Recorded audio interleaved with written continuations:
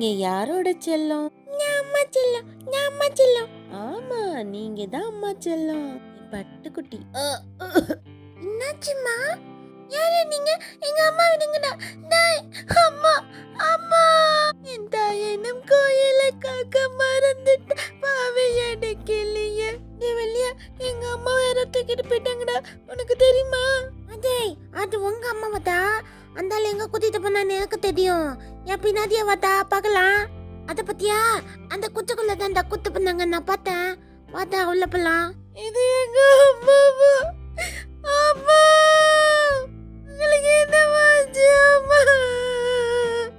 அம்மா செல்லம், வெளியா எங்க அம்மா குரல் கேக்குதுடா.